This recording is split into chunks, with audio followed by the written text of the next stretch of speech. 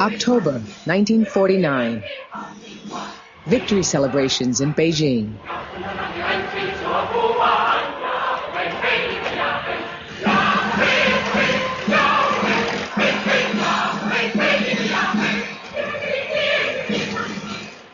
Over 30 years after the Soviet Revolution, communism makes a second great advance. The country with the largest population in the world now has a communist government. Photographer Hu Bo is on the platform. The square was full of excited people, chanting, "Long live Chairman Mao." But there was really only one thing on my mind, and that was to capture those precious moments with my camera and leave them to future generations. It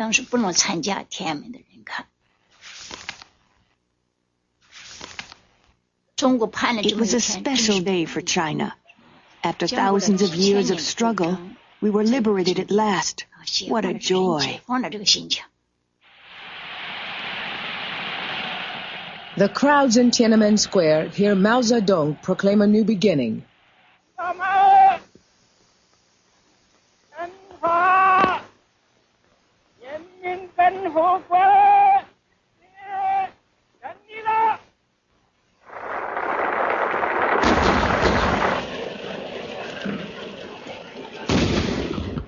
Mao says China will now be free of inequality, poverty, and foreign domination.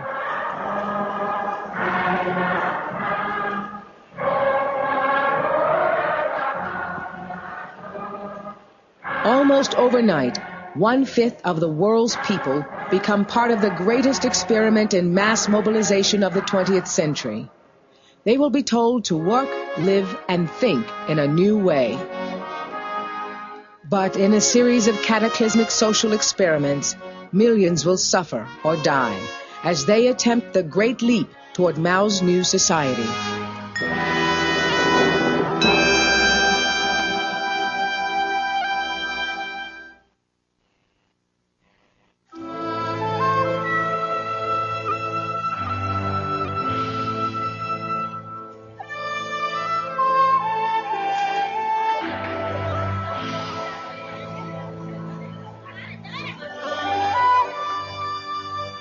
For the first half of the 20th century, most Chinese still lived in ways that had remained unchanged for generations.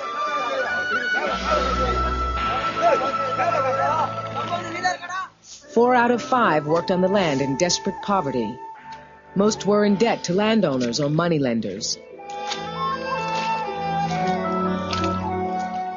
In the west of China, Hu Benshu's family were landless laborers. It was a hard life. We had very little to live on.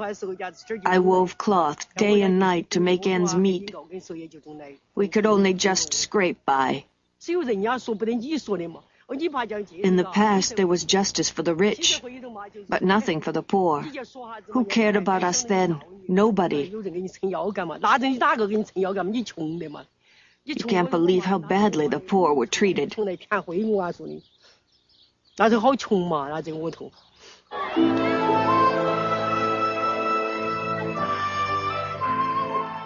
The need to tackle rural poverty and modernize was recognized in the 1920s. President Chiang Kai-shek re-established a central government, ending the turmoil between rival warlords. His Nationalist Party drew support from Chinese businessmen and the landowners in the countryside. Foreigners were allowed to keep their privileged hold over trade and finance. And the nationalists believed that in time, capitalism would spread its wealth out to the other China, beyond Shanghai and the coastal cities. Nighttime in dear old Shanghai, then I'm dancing, sweetheart, with you.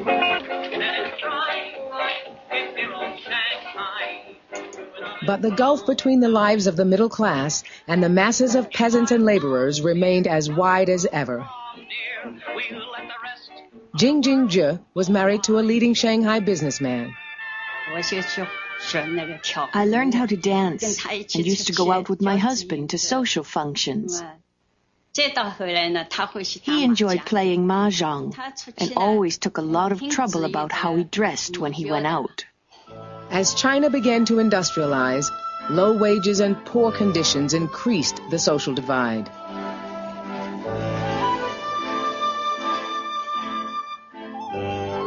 After the success of the Russian Revolution, some looked to China's newly formed Communist Party for a radical change that could shake China out of its lethargy.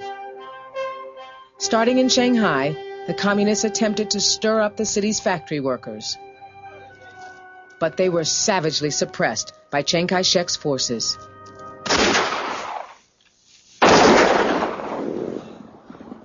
Those who survived fled to the countryside and were pursued across China. 80,000 set out on what came to be called the Long March. Fewer than 8,000 survived. From their camp in the caves of Yan'an, their leader Mao Zedong planned a new kind of revolution that would spring from the countryside rather than from the workers in the cities. In a short time, he said, several 100 million peasants will rise like a tornado or a tempest. During the Second World War, the Communists and Nationalists joined forces to fight the Japanese invaders. But when the war ended, a full-scale civil war between the two sides resumed. Mao promised the peasants land reform, and his troops treated them well. When the soldiers first came to our village, I was really scared of them. I didn't even dare sleep in my room. They told me they were the People's Liberation Army, and that I shouldn't be frightened.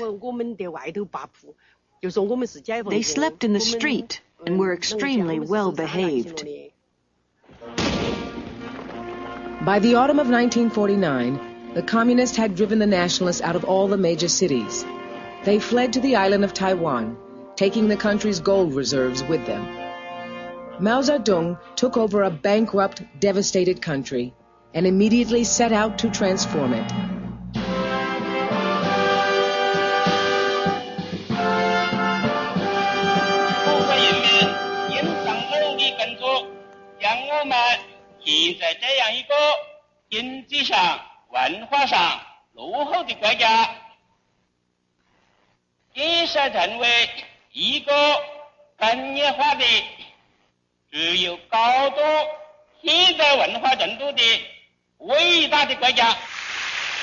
Mao now held more power than any leader since the emperors. He promised a China that could stand on its own feet alongside the other world powers.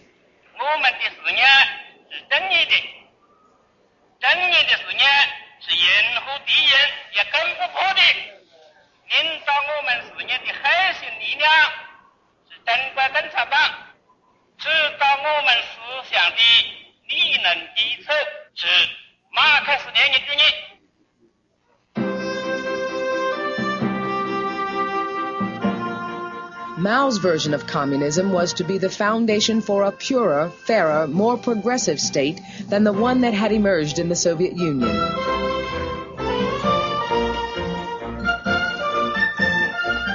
It was to be a revolution in which the peasants were to take the leading role.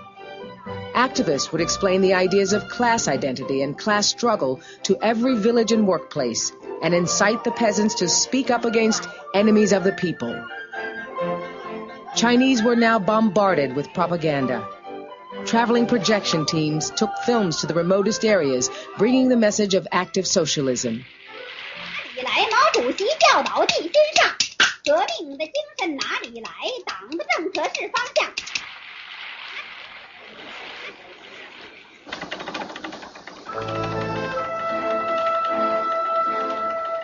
As the revolutionary program began, the peasants were the first to benefit. They were granted the land reform they'd wanted for so long. It was the party's plan that they should seem to make the change themselves. Speak Bitterness meetings were held in which the landlords and others linked to the defeated nationalists were confronted and denounced by the peasants.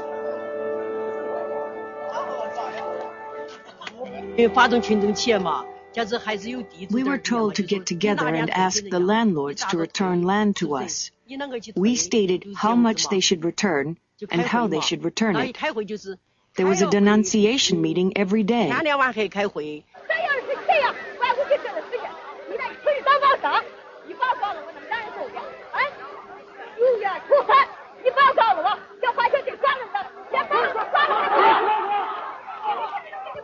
Local party secretary Lua Shifa helped whip up feeling in his village.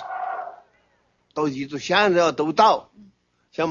first thing we had to do was to bring down the landlords. What we did was persuade the tenant farmers to denounce them. At the public meeting, they would explain how they couldn't afford to pay back the rent every year, or how they had to take out high-interest loans to pay it off. People around the stage sympathized with the poor peasant stories, and they'd weep. 政府接受了群众的要求，判决罪犯李志仁的死刑，坚决与人民为敌的反革命分子一定受到人民严厉的制裁。Hundreds of thousands were killed.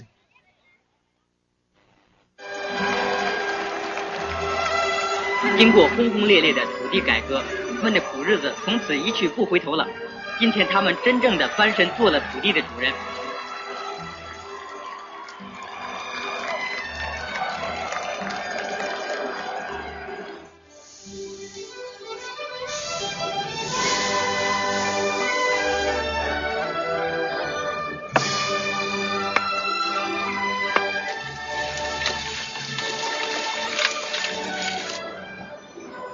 The class warfare was less vicious in the cities.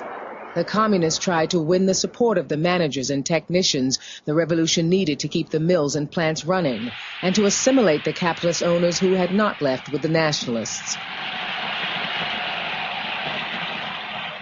Propaganda showed businessmen handing the deeds of their companies over to the state, and then celebrating with improbable glee the new socialist dawn. Jian Guodong, district party secretary, heard what was really happening. By day, they pretended to support the party. But at night, behind closed doors, they'd gather their families around them and cry, bemoaning the fact that everything they'd worked for would soon be lost.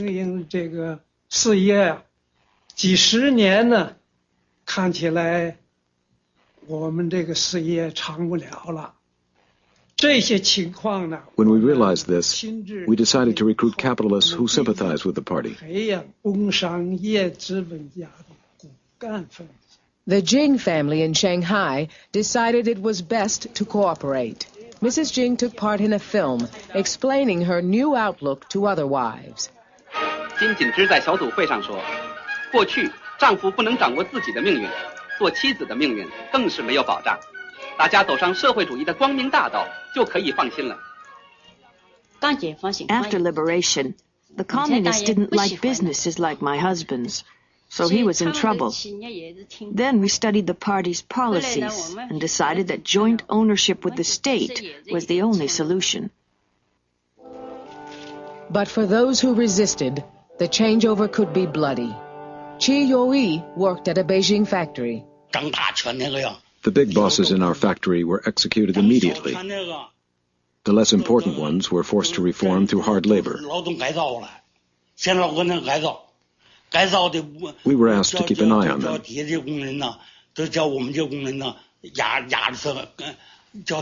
We hated them so much, we beat them if they didn't work hard enough.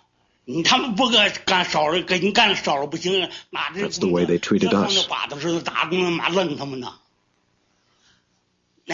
the past, they'd been the masters. Now, we were.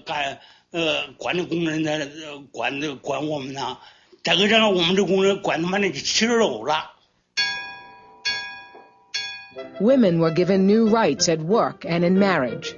The painful tradition of foot binding was abolished, and women were helped in the drive to end illiteracy.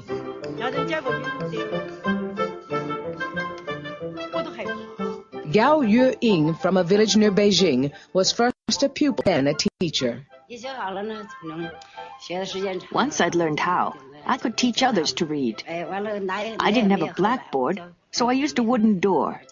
I wrote words on it and May copied them. Some of them had their babies with them, breastfeeding and studying at the same time.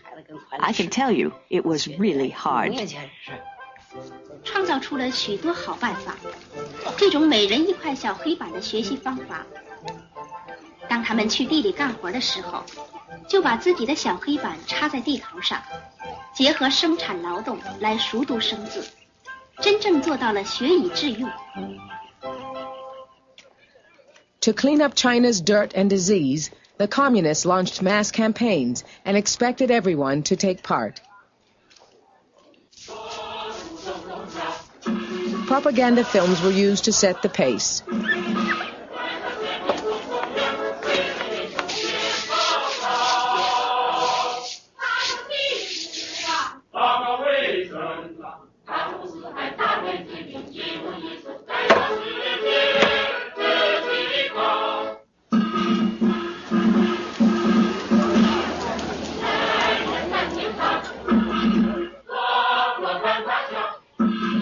Millions were inoculated against the epidemic diseases that had racked China.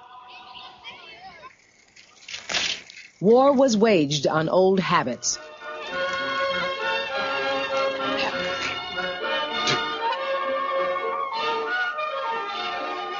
This is what is wrong? 老爷爷，集体吐痰不文明，还会传染各种疾病呢。对。最好下次吐痰的时候要吐在手绢里、纸里或者垃圾箱里。好，以后我们一定要注意了，一定要注意了。老爷爷再见。哦，再见了，再见。所以这是有关我们每一个人的事情，要求人人都动起手来。The pressure was inescapable. Party activists checked up on their neighbors' housework. Zhen Fuqin from the local street committee went from house to house. We used to say, "Do you love your country?" The country is calling on you to carry out the public health campaign. Get on with it. When they heard this, people said, if we don't do it well, that means we don't love our country. We used to go up the lane to check on people's housework, to see if they'd done it properly. We'd examine the tables to see if they were dusty.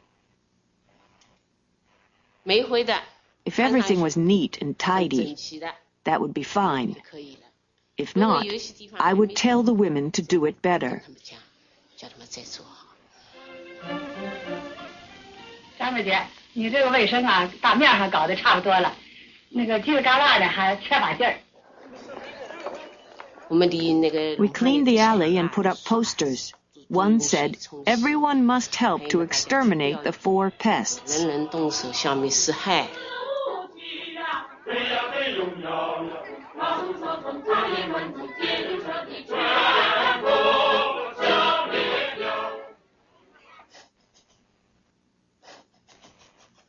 Nothing escaped attention.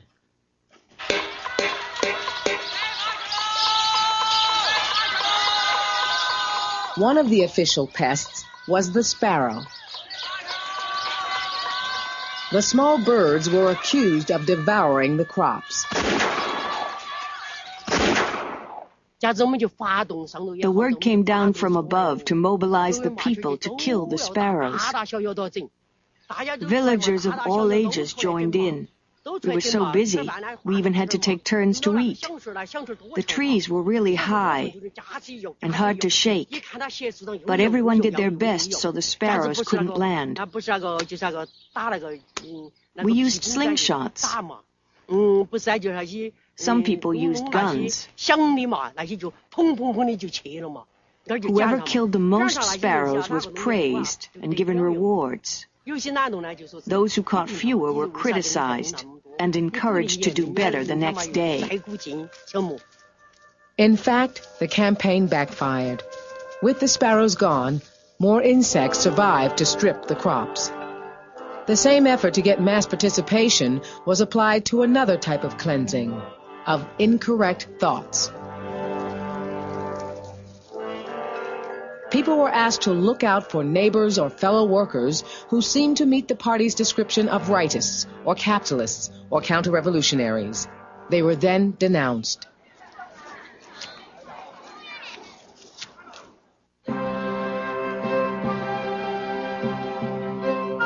But the boldest attempts to harness the energy and enthusiasm of the people came in 1958. To speed up progress, Mao wanted to use the force he believed in most, China's sheer numbers, for his great leap forward.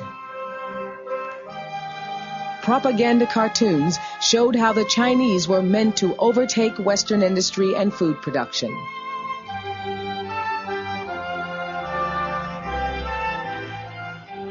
Land so ceremoniously given to the peasants after the revolution was now taken back, and the peasants were herded into huge communes. District Secretary Zhen Guodong oversaw the operation in his area. I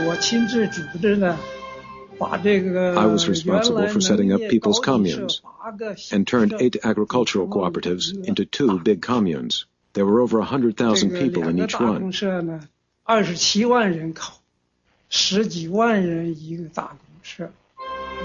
Big communes could handle big projects. With thousands of people to do a job, things were completed in no time.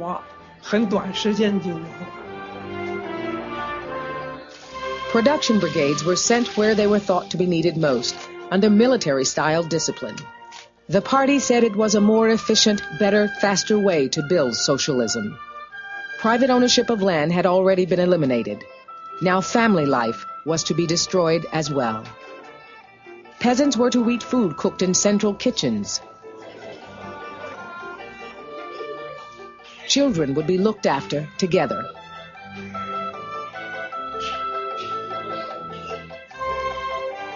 Mao set the target of doubling food production in 1 year. Revolutionary enthusiasm, he said, will triumph over all obstacles. He took a close interest as the peasants tried to increase yields. When the Dongsheng commune promised a record harvest, it was Zhen Guodong, the district secretary, who showed the chairman around. Chairman Mao himself visited the show field and asked how much it was expected to yield. My colleague said 50,000 pounds an acre. Chairman Mao replied, even if you could achieve 10% of that, it would be a miracle.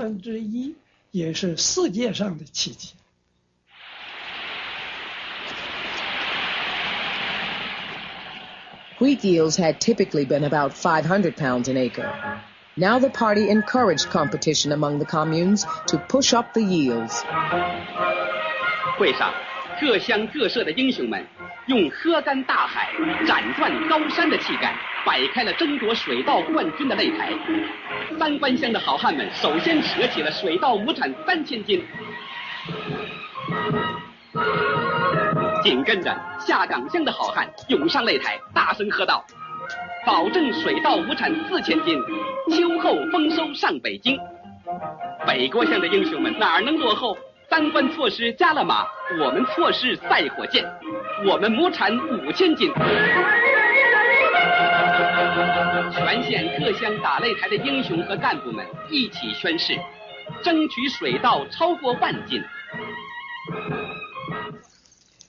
The pledges were absurd, but the communes falsified their records to back them up. 就把那个生的那个好稻子拔到那儿堆到那儿去的。We removed the already planted rice from the fields and replanted it in a show field so that we could reach our quota.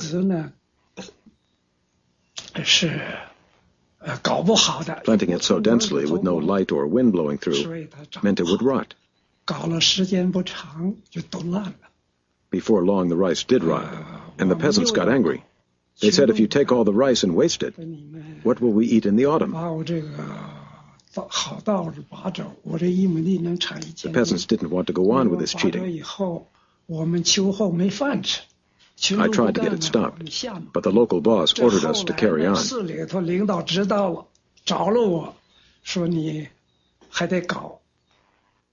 But the false statistics contributed to a dangerous delusion that China had plenty of food and could concentrate on other things. We must reach for the moon and the stars, said Mao. Man can achieve anything he can imagine. Huge construction projects also pitted great masses of people against apparently insuperable obstacles. Lin County in Hunan was an arid plain blocked off by mountains. The 1,800-mile-long Red Flag Canal was planned to bring in water over the rocky terrain. The canal workers were celebrated as revolutionary heroes.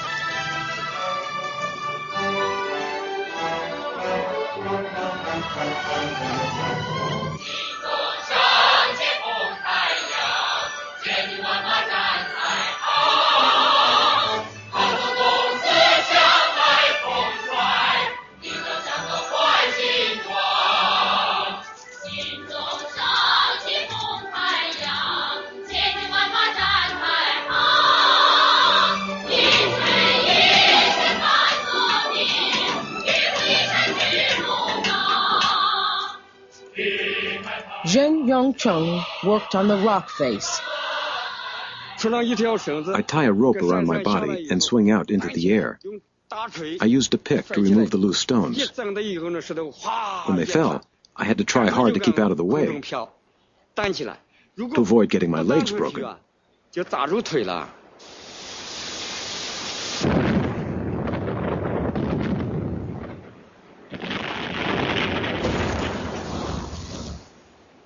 Accidents were frequent. Zheng Yongcheng was sent to clear up afterwards. When you were at the foot of the mountain and looked up, you could see bits of flesh glinting in the sun. I climbed down the rope. I picked up some dirt to wipe away every trace of the bodies. Otherwise, people would have been too frightened to carry on. But the canal took twice as many people and far longer to build than expected. Initially, there were 30,000 on the project. The plan was that if each person built 1 meter, the canal would be completed in 1 or 2 months. But it was all much more difficult because the canal was halfway up a mountain. In the end, it took 10 years to complete.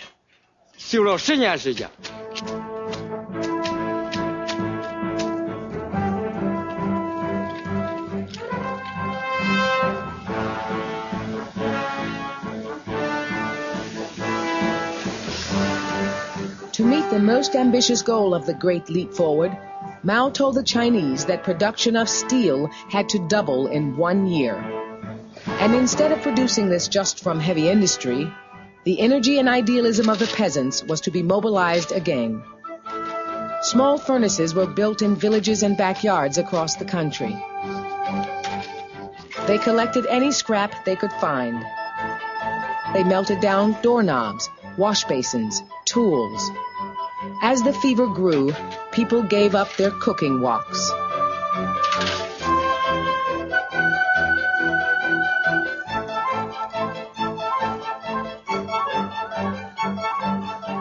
Ho Jinghua had never made steel before, but used her ingenuity. When we built our own furnaces, it was hard to reinforce them. Earth on its own wasn't strong, but we didn't have enough straw. I had a long pigtail, so I cut it off and snipped it into short pieces and mixed it with the earth in the furnace wall. Many of the other women cut off their hair as well.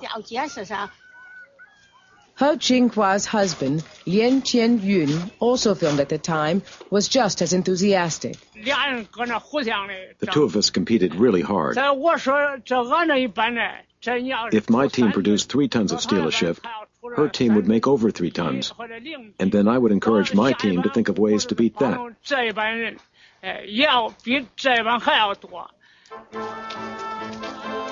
Forests were decimated to fuel the furnaces 24 hours a day.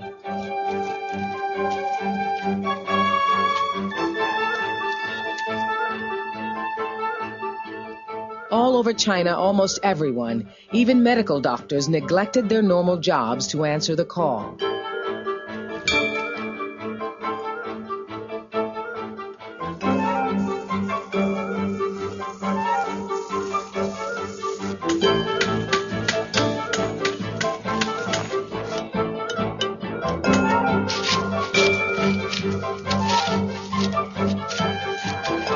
But even those taking part began to see it was folly. All we did was make steel and nothing else. We didn't produce anything useful. How could we? We dug holes in the ground and tried to produce steel. It was all such a waste of time. But the orders came from above. We had to obey them. Slowly, it became clear that after so much effort and time, after so much wood had been burned, and so many pots and pans consigned to the flames, the steel produced was impure, weak, and useless.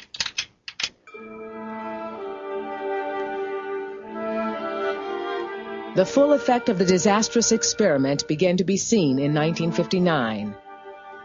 While the peasants had been making steel, they had done little else. Crops had rotted in the fields. Seed hadn't been planted. Food was already short. Because of the falsely exaggerated harvest, the government had taken a bigger share of the crops to send to the cities.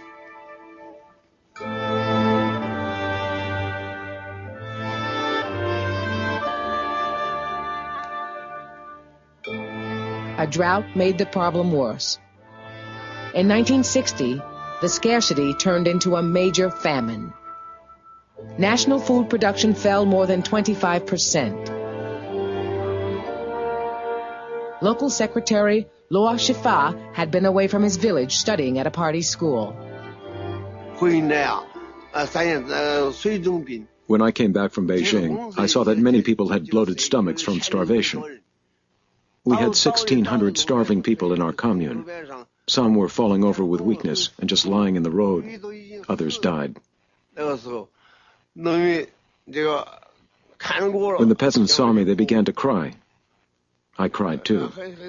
They said to me if I'd gotten there any later, they might all have been dead.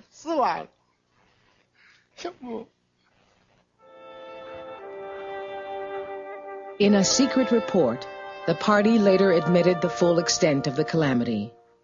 Their own figures showed that over 20 million had died from the famine. It was almost certainly more. The new graves in the burial grounds confirmed that the Great Leap had failed. Revolutionary enthusiasm hadn't been enough.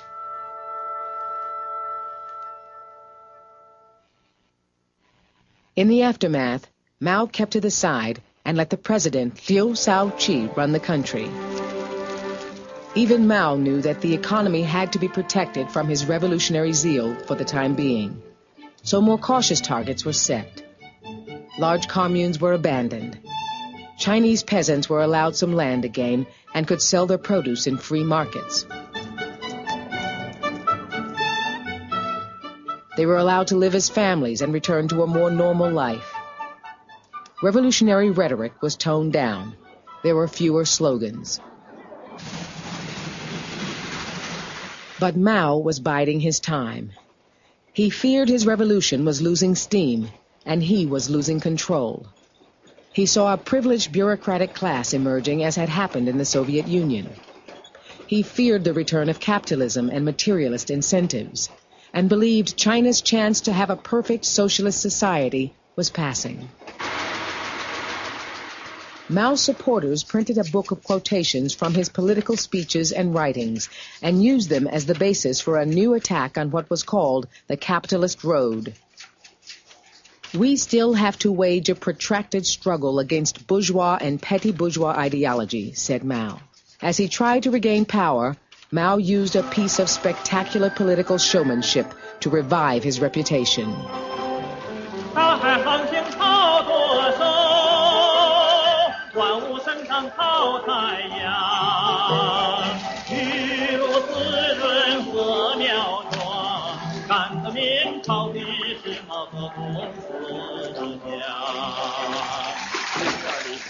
To demonstrate his vigor at the age of 72, he led a mass swim across the river Yangtze.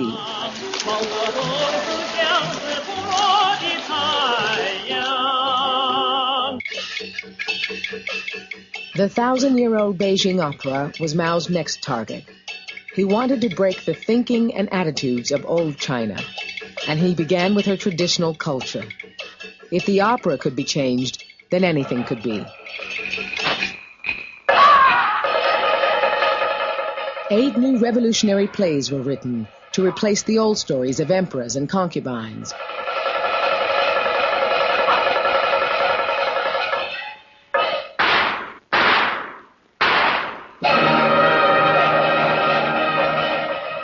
Dong Xiangling, who once played princes, now played an officer in the People's Army.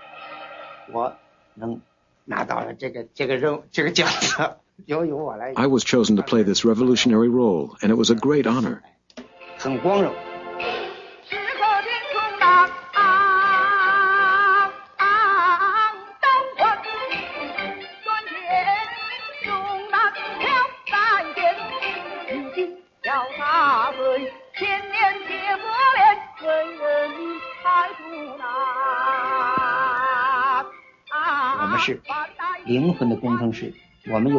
As artists, we were engineers of human souls. We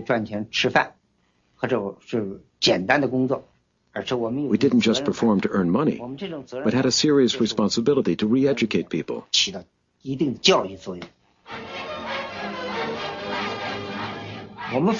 We were so happy that Chairman Mao was creatively involved in this opera.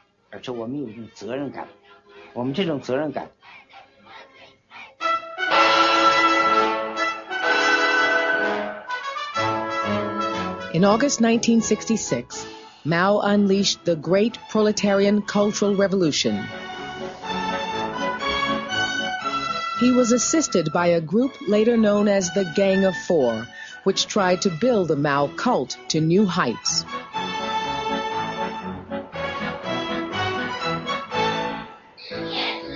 In school, children recited his message to them.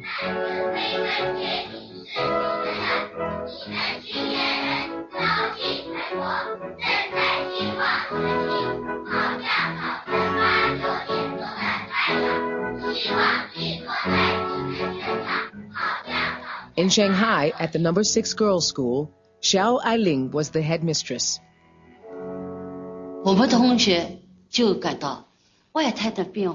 The pupils came to realize that all the changes taking place in their families, at school, in Shanghai, and China were brought about by Chairman Mao.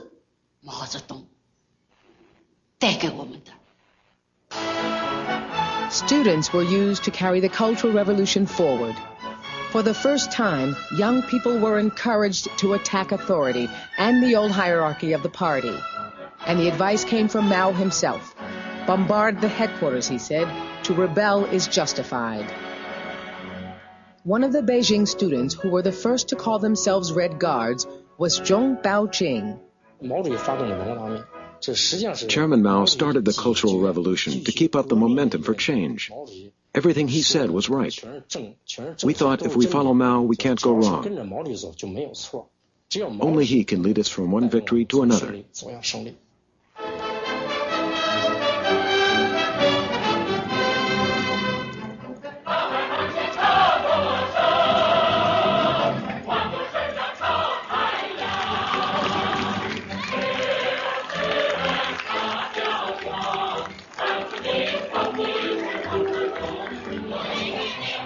A succession of huge rallies was held in Tiananmen Square. The master of mass mobilization had shown he could still draw a political response directly from the people. This time, it wasn't the peasants in the country who did his bidding. The most educated and energetic generation in China was following his every word.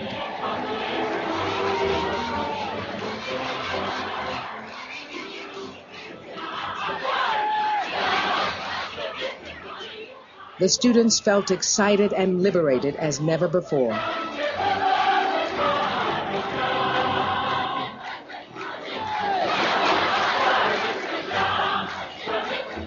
An estimated 11 million Red Guards came to see Mao. 15-year-old Zhao Shuyun was presented to him.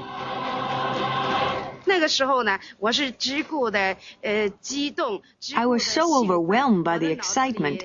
My mind just went blank. The only thing I wanted to do was to get a good look at Chairman Mao and shake his hand if I got the chance. I shook hands with him 3 times. Because I'd been received by Chairman Mao, millions of Red Guards regarded me with awe. When they saw me, they always wanted to shake the hand that Chairman Mao had shaken.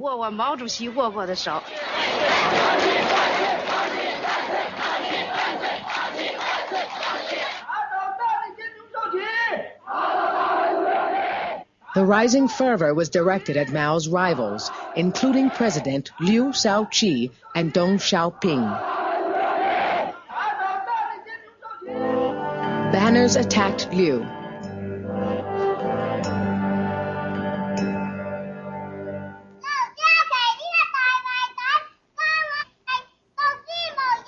Even small children were taught to denounce Liu.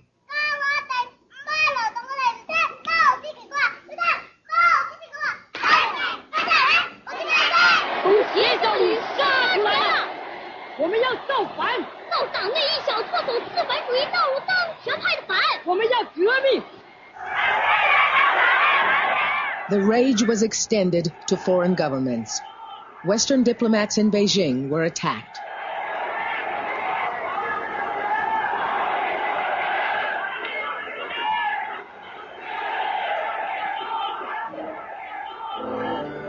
Almost anyone who was in power of any kind was denounced as a capitalist sympathizer.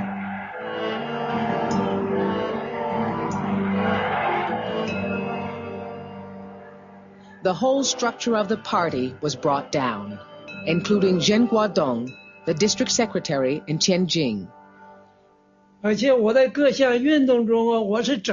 In all the previous campaigns, I'd been singling people out and telling them their mistakes. I was the one who found fault with them. I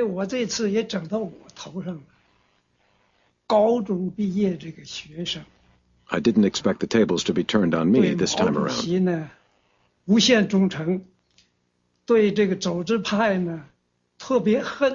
Some of the biggest high school students who were very loyal to Chairman Mao pressed my head down, twisted both my hands behind my back, and made me bend over throughout the denunciation meeting.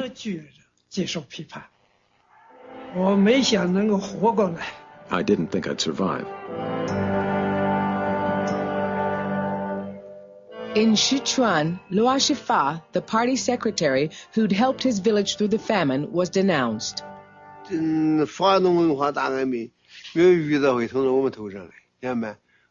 didn't expect the Cultural Revolution would affect me. Why should it? I knew I hadn't done anything wrong. I'd always had the support of the people. At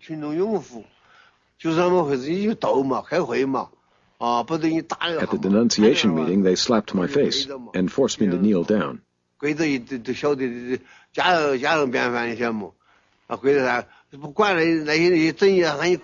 Kneeling on hot charcoal and broken glass was almost a daily routine.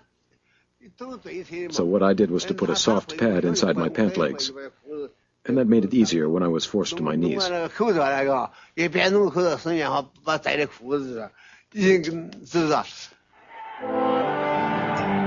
In schools, pupils attacked their teachers. Our headmaster had been really good to us, but even he couldn't escape. We didn't hate him personally, but he represented bourgeois values, so we had to attack him. We dragged our headmaster onto the school stage. Then students put a dunce cap on his head and a big placard around his neck. The more extreme we were, the more loyal we felt to Chairman Mao.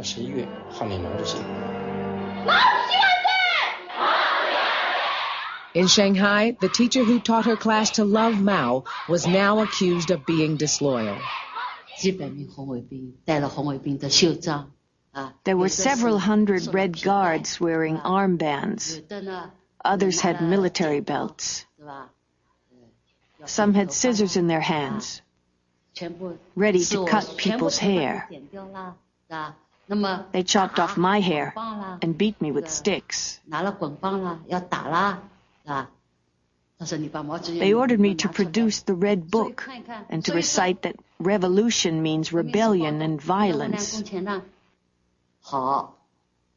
That day I was wearing a white shirt without pockets, so I wasn't carrying the Red Book with me. They said, if you're not carrying the Red Book, that means you aren't loyal to Chairman Mao. How dare you say you love Chairman Mao? You deserve to be overthrown.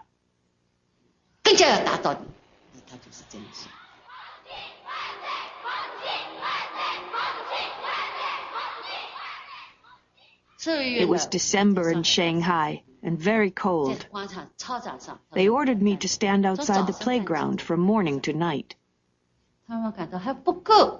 But then they thought the punishment wasn't severe enough, so they got a big blackboard and pressed it down on me.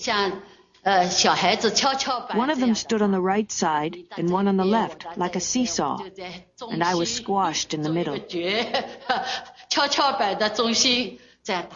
They wanted to knock me down and keep me down forever.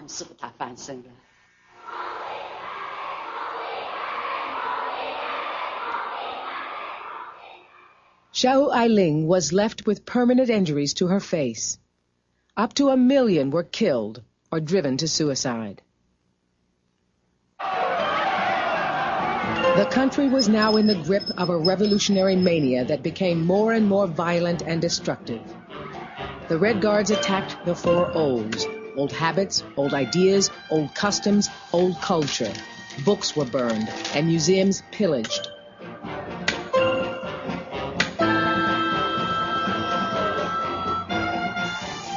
Soon rival factions of Red Guards fought one another. We used clubs and guns. Many were beaten until they bled. Others died. But we all felt we were the true defenders of Chairman Mao's revolution. To die for the great leader was an honor. The anarchy spread. Schools and hospitals closed. Offices and factories were in chaos.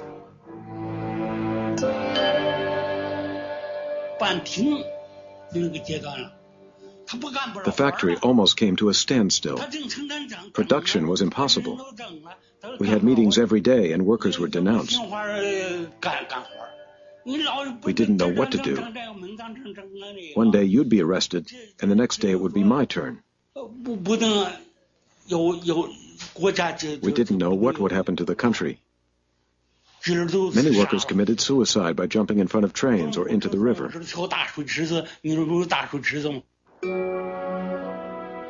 The attempt at a state of continuous revolution was impossible to keep up. Eventually, people craved the return to a more normal, stable life.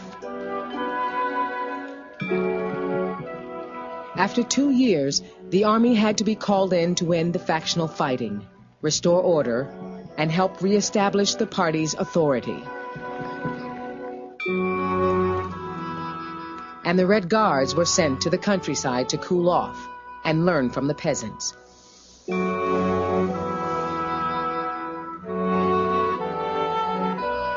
But the Cultural Revolution only ended in 1976 with Mao himself.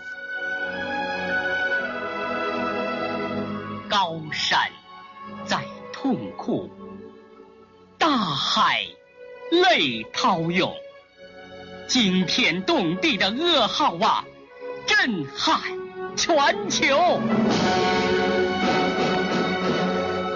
我国各族人民敬爱的伟大领袖毛泽东同志于1976年9月9日在北京逝世。 In a bid to keep the country together, the propagandists exploited the scenes of mass emotion on Mao's death.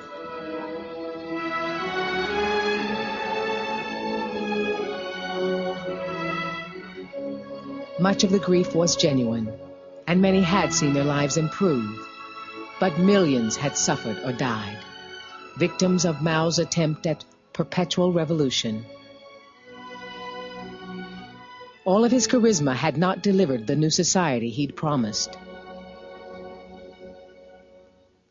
After Mao's death, his closest associates, the Gang of Four, were arrested and charged with throwing the country into chaos. His most cherished ideas were abandoned.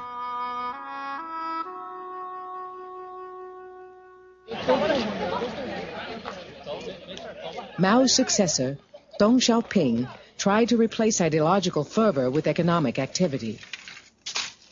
The Chinese were to be mobilized not by dreams of equality, but by money.